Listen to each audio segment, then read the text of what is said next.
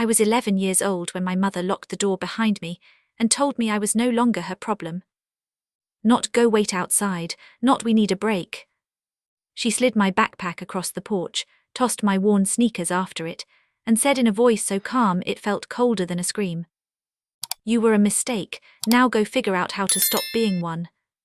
I remember the exact sound the deadbolt made. A dull, final click that echoed louder than any shout. That sound stayed in my head for 20 years. And the day a lawyer stood up in a crowded courtroom and exposed her secret. I finally understood why she threw me away. But by then it was far too late for her. Before I tell you what happened next, let me say this. If you've ever been underestimated, abandoned, or treated like you didn't matter, this story is for you. Hi, I'm Katie. And while you listen, tell me in the comments where you're watching from. I always love seeing how far these stories travel. Now, let me take you back to the night everything ended. And unknowingly, everything began. The porch light flickered above me like it couldn't decide whether I deserved to see or not. I stood there gripping the straps of my backpack so tightly my fingers hurt. Inside were 3 shirts, a math notebook, and a cracked photograph of me at 6 years old sitting on my mother's lap. She looked happy in that picture. I remember staring at it that night, confused, because the woman who had just slammed that door in my face wasn't the same person. Or maybe she always was. Maybe I had just been too young to see it. Her name was Linda Carter. To the outside world she was elegant, successful, the kind of woman who smiled perfectly at charity events and spoke in warm, polished tones. People admired her, trusted her, called her generous. But inside our house, her voice was sharp and cold. "You eat too much. You breathe too loud. You ruin everything." Her favorite word for me was burden. Everything changed after my father died in a car accident when I was 9. One rainy night, one phone call, and suddenly he was gone. At the funeral, she cried into expensive tissues while people hugged her and said she was so strong. But after the last guest left, she became someone else. The hugs stopped first, then the smiles, then even her voice changed. She stopped calling me sweetheart. She started calling me responsibility. Like I was an unpaid bill she resented every day. The night she threw me out began with something small. It always did. I accidentally knocked a wine glass off the counter while washing dishes. It shattered across the tile floor. The sound froze me. Because I knew what was coming. Her footsteps approached slowly, calmly. That was always worse than when she yelled. She looked at the broken glass, then at me. Her eyes weren't angry. They were empty. "You cost me everything," she said quietly. I didn't understand, my throat tightened. What did I do? She stared at me for a long moment, and then she said the words that would replay in my mind for decades.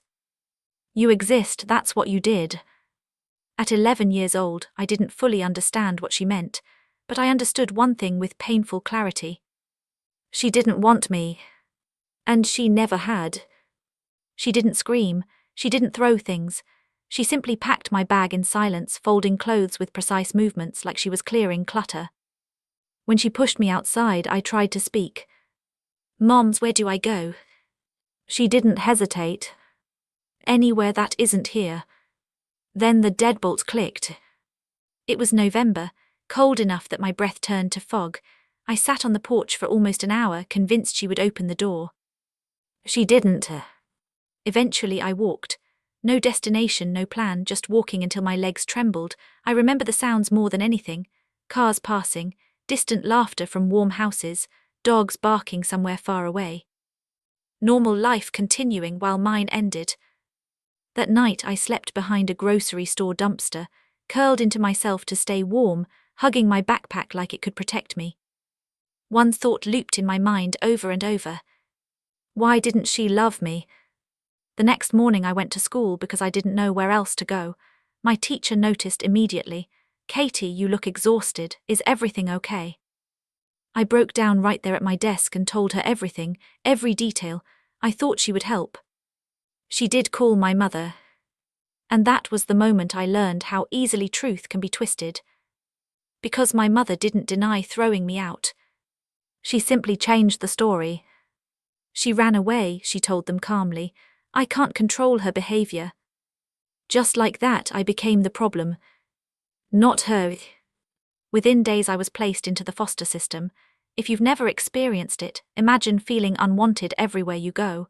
New houses, new beds that never felt like yours, new rules, new strangers who treated you like temporary furniture.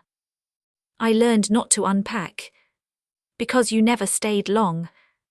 Every time someone raised their voice, my chest tightened. Every time a door slammed, I flinched. At night, I would lie awake staring at ceilings that weren't mine, wondering what I had done wrong to deserve this life. Sometimes I replayed that moment at the door again and again, searching for some hidden reason. But there was none. Just rejection. Just silence. Just the sound of that deadbolt clicking shut. Years passed. I grew up learning one painful lesson after another. Trust no one, expect nothing, survive on your own. I worked small jobs as a teenager, saved every dollar, studied harder than anyone else because I knew one thing for certain. No one was coming to rescue me. If I wanted a life, I would have to build it myself. But even as I pushed forward, one question stayed buried deep inside me like a splinter that never healed. Why had she hated me so much? It wasn't until 20 years later, sitting in a courtroom, watching a lawyer stand up with a file in his hands, that I finally learned the answer. And when the truth came out, it changed everything. And it gave me the kind of revenge I never even dared to imagine. The first time I saw her again was not in a courtroom. It was in a magazine. I was 29 years old, sitting in a cramped apartment after a 12-hour shift at the hospital where I worked as a night nurse. My feet throbbed, my back ached, and my fingers still smelled faintly of antiseptic.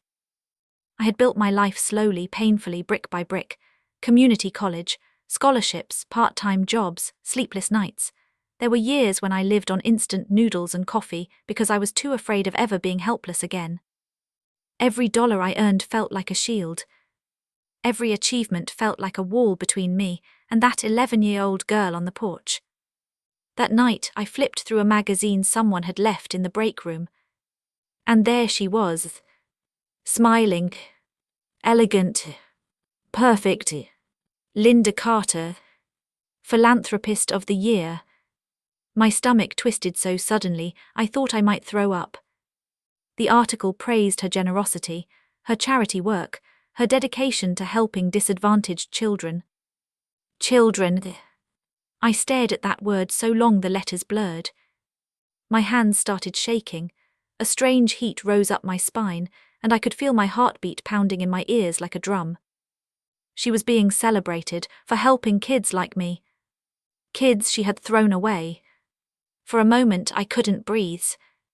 I had spent years convincing myself she didn't matter anymore, that I had moved on.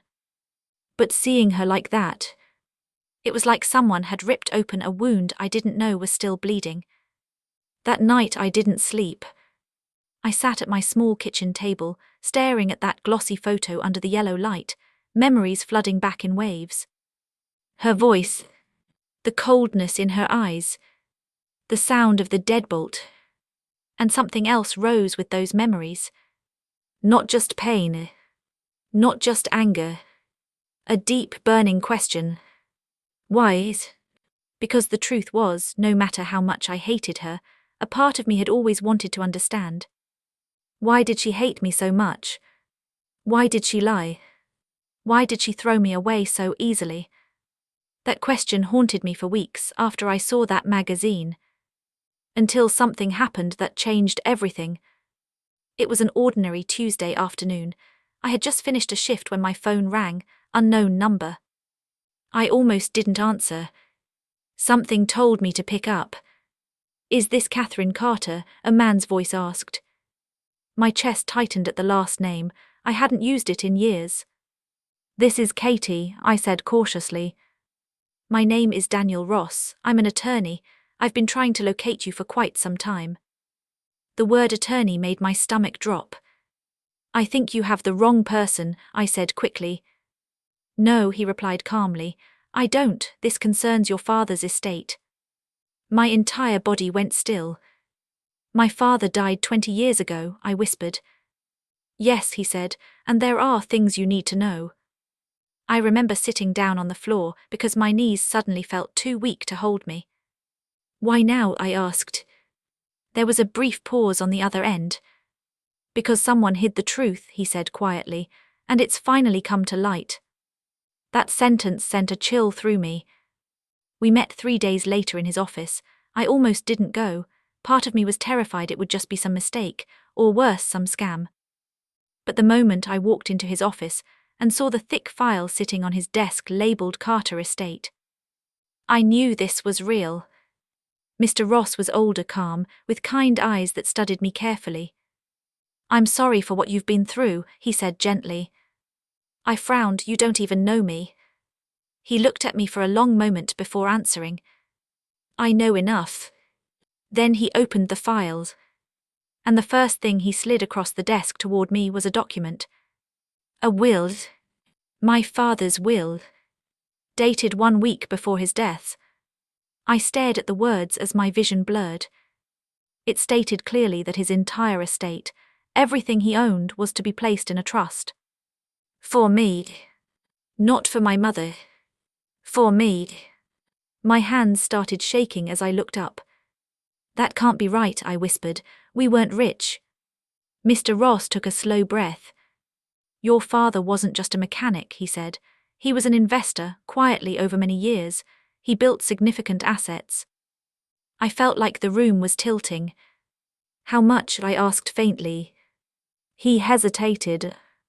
"Today, adjusted with growth and investments, approximately $8 million. The number hit me like a physical blow. I couldn't even process it. 8 million.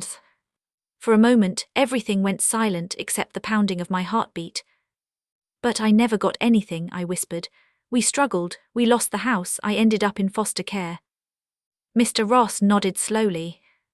"Yes," he said, "because the trust was never activated." My stomach dropped. "Why?" He held my gaze. "Because your mother claimed you were missing. She declared you legally unreachable." The words didn't make sense at first. Then they did. And when they did, it felt like the air had been sucked out of my lungs. "She told the court you ran away," he continued quietly. "She stated she had no way to locate you." My hands curled into fists. "That's not true," I whispered. "I was in the system, social services knew where I was." "Yes," he said, "but she never filed to find you." The room felt suddenly too small. Too tight. "So what happened to the money?" I asked, my voice barely steady. Mr. Ross's expression hardened slightly. "She controlled the estate as trustee. She had full access until you turned 25, at which point the funds should have transferred to you." My stomach twisted. "But they didn't," I said. "No," he replied quietly, "they did not." A long silence filled the room. And then he said the sentence that changed everything. "She spent it." The words hit like a punch to the chest. "She spent my father's money," I whispered. "Yes." "How is that even legal?"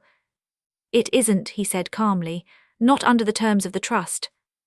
My heart started racing. "So what does that mean?" I asked. He looked directly at me. "It means," he said slowly, "that your mother committed financial fraud and we can prove it." The world seemed to stop spinning in that moment. For 20 years, I had thought she threw me away because she hated me. Because I wasn't enough. Because I was a burden. But now, a new possibility rose up like a storm. What if she didn't throw me away because she didn't want me?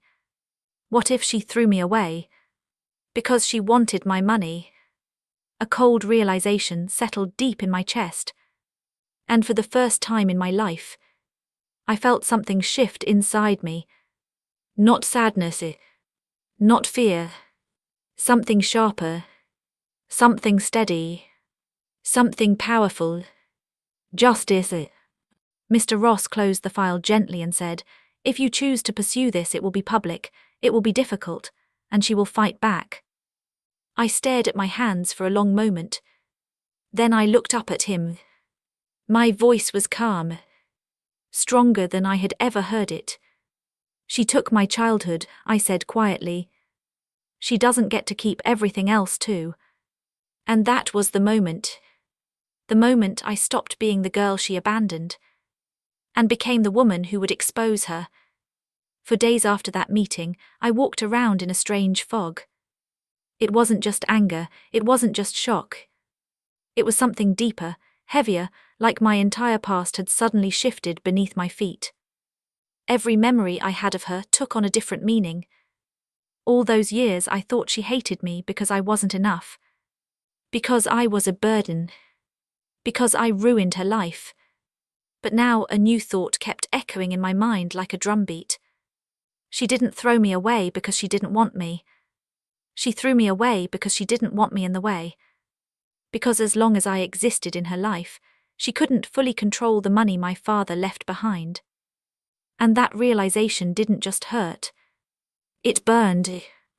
I remember sitting alone in my apartment that night, staring at the city lights through my window, replaying every moment from childhood. Her sudden coldness after my father died, her obsession with finances, the way she started locking drawers, whispering on the phone late at night. At the time, I thought she was grieving. Now I knew she was planning.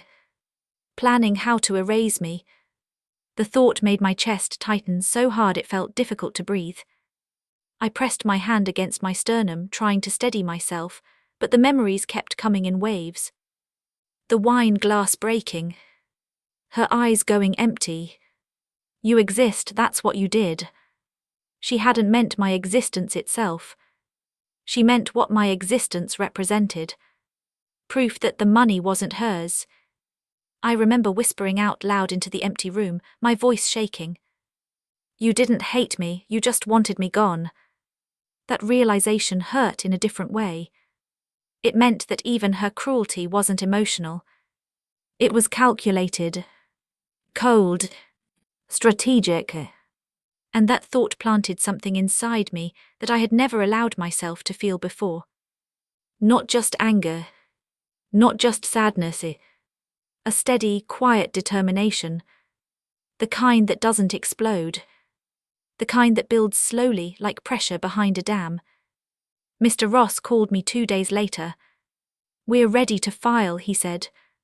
The word file sounded small, but I knew what it really meant. A lawsuit, a public case, headlines, exposure, confrontation, facing her again. For a moment, fear tried to rise in my chest. Because no matter how much time had passed, some part of me was still that 11-year-old girl standing on the porch. Still waiting for approval. Still wanting her to love me. But then another memory surfaced. Sleeping behind that dumpster. Cold, hungry, alone. And suddenly the fear faded. Because I realized something simple and powerful. She had already done the worst thing she possibly could to me. There was nothing left for her to take. So I said one word. Filed. The case hit the public record within weeks. At first, nothing happened. Then the media picked it up. And when they did, it spread like wildfire. Because the story was explosive. A celebrated philanthropist who claimed to help disadvantaged children. Accused of stealing millions from her own daughter. People were shocked. Outraged. The same magazines that once praised her now ran headlines questioning her integrity. I didn't watch the news much, but sometimes I would catch glimpses while passing TV screens in waiting rooms or hospital lounges. Her face would appear, smiling in old charity photos. Then the screen would cut to words like fraud, trust violation, legal action. Each time I saw it, a strange mix of emotions twisted inside me. Not joy. Not yet. More like a quiet, steady sense of truth finally surfacing. Like something long buried was rising into the light. She contacted me 2 weeks after the lawsuit became public. Not directly. Through a lawyer. The message was simple. She wanted to settle privately. No trial. No public testimony. No courtroom.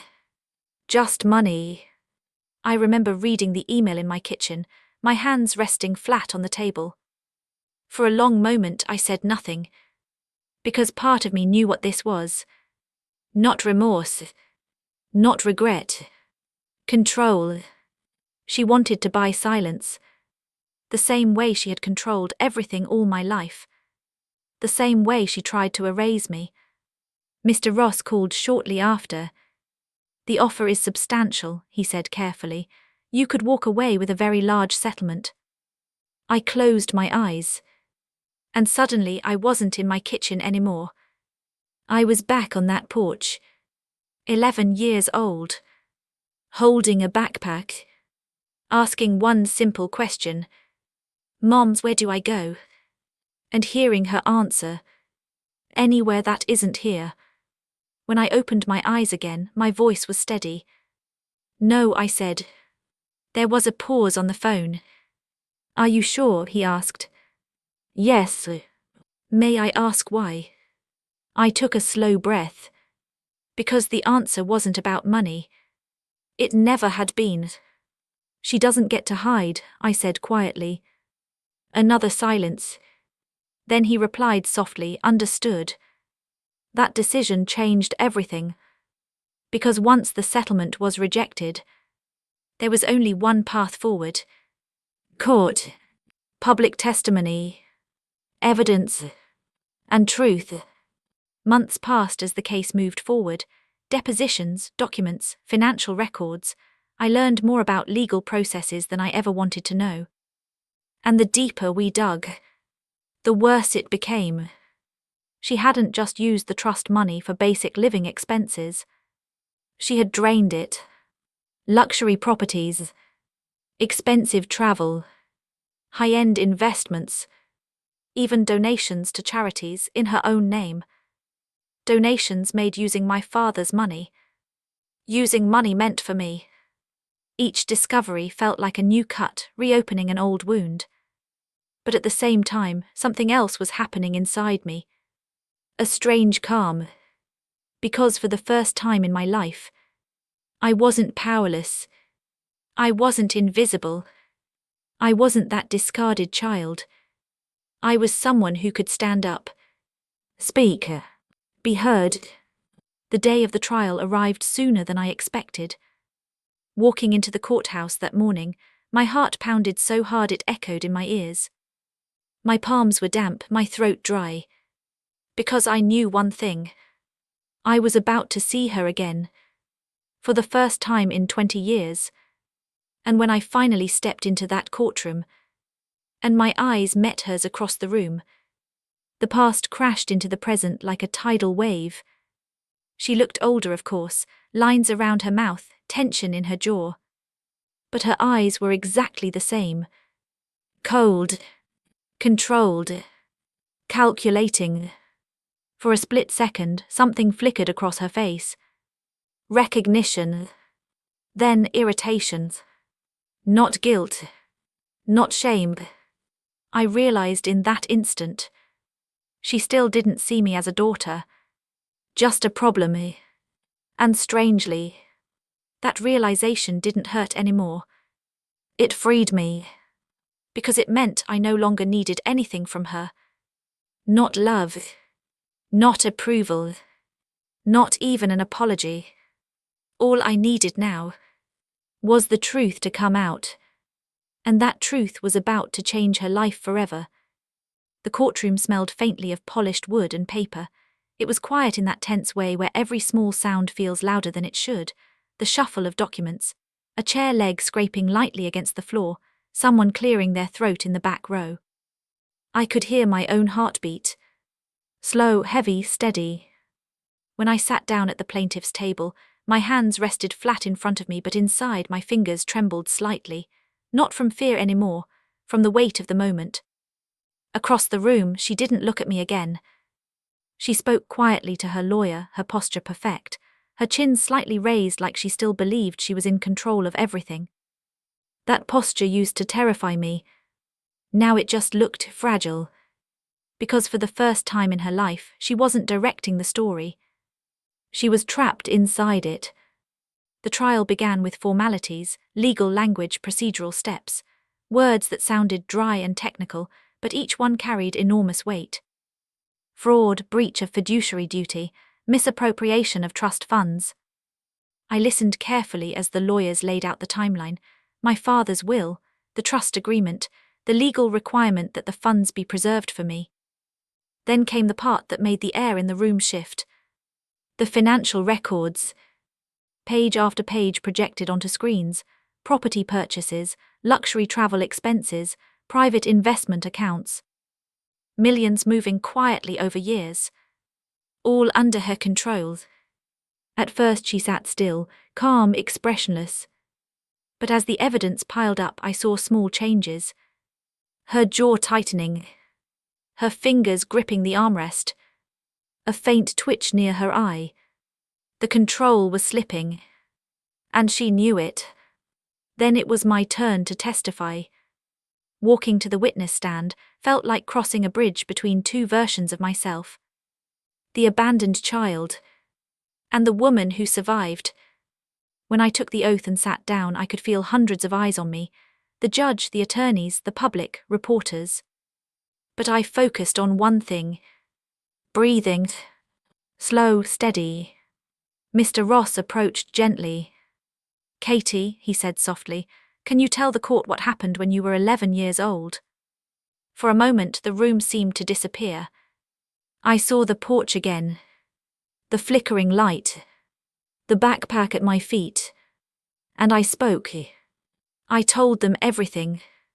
Her words, the door closing, sleeping outside, foster care, years of instability. I didn't raise my voice. I didn't dramatize. I simply told the truth.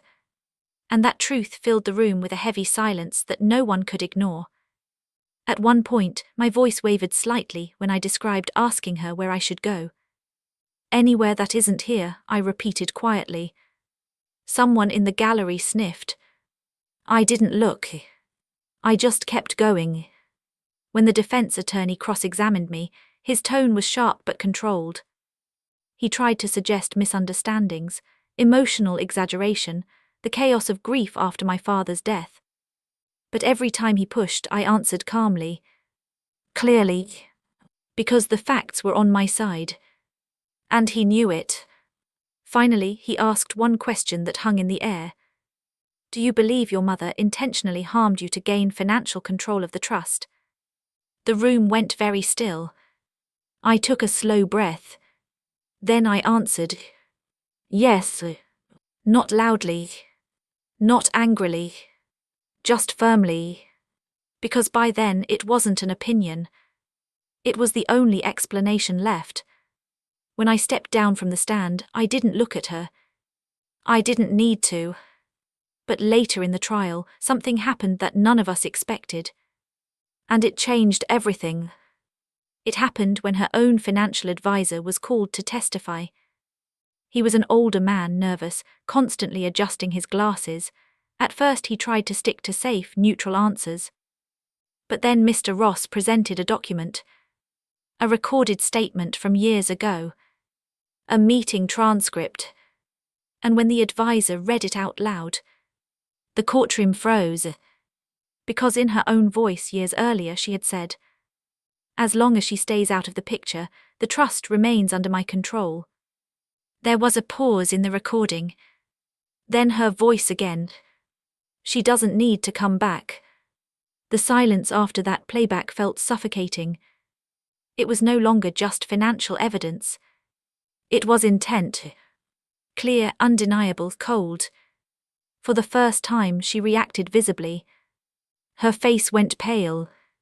Her composure cracked. And in that moment, something shifted in the entire room. People weren't just seeing a legal case anymore. They were seeing the truth of what she had done. Not just theft, not just fraud, but abandonment as a calculated strategy. I remember looking at her then, really looking. And what I saw wasn't power. It wasn't control. It was fear. Because she knew. Her secret was fully exposed. And there was no way to hide anymore. The verdict came weeks later.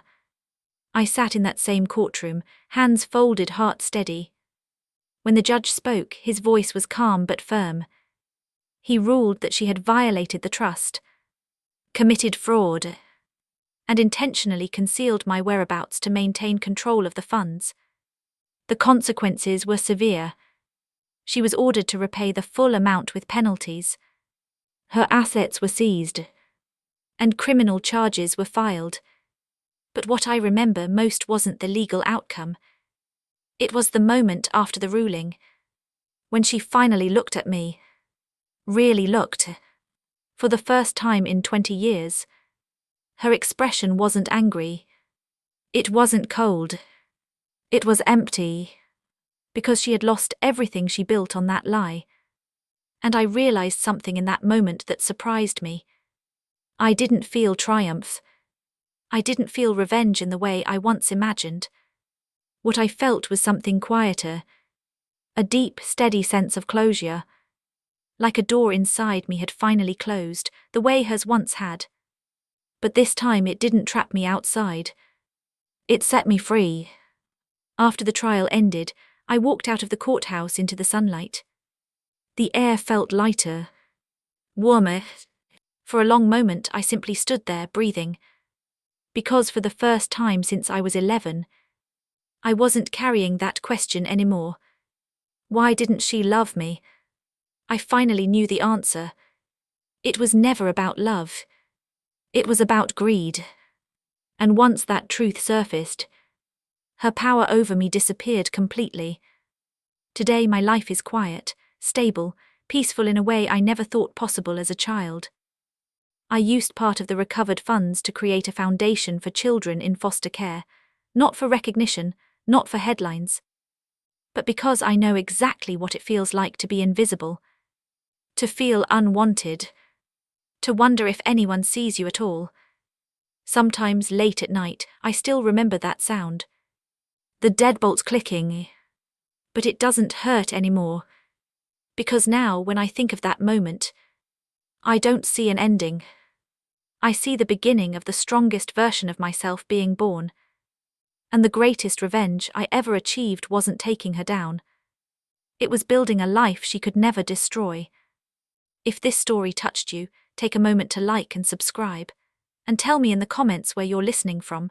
I read them all, and they remind me every day how many people understand what it means to rise after being broken.